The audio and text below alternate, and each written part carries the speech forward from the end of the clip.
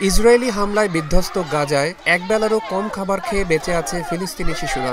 উপত্যকাটিতে 12টি দাতা সংস্থার নেতারা এক যৌথ বিবৃতিতে উদ্বেগজনক এ তথ্য জানিয়েছে।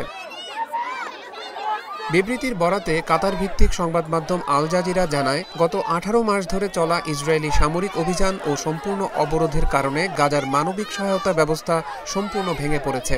নির্বিচার বোমা বর্ষণের কারণে গাজায় চলাচল অত্যন্ত বিপজ্জনক হয়ে পড়েছে।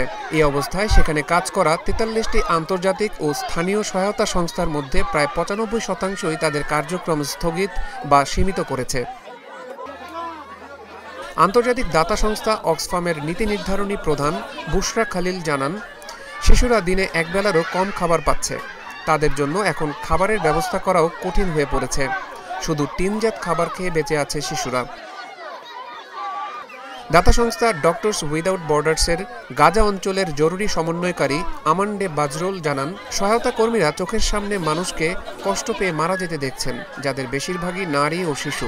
প্রয়োজনীয় ত্রাণ সামগ্রী ফুরিয়ে আসায় সহায়তা কার্যক্রম চালানো এক প্রকার অসম্ভব হয়ে দাঁড়িয়েছে।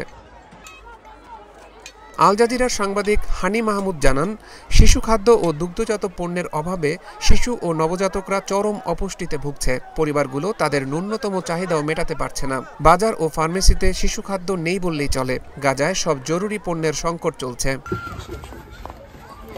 গাজার স্বাস্থ্য মন্ত্রণালয়ের তথ্য অনুযায়ী ইসরায়েলের নির্বিচার হামলায় 51,000-এর বেশি ফিলিস্তিনি নিহত হয়েছে।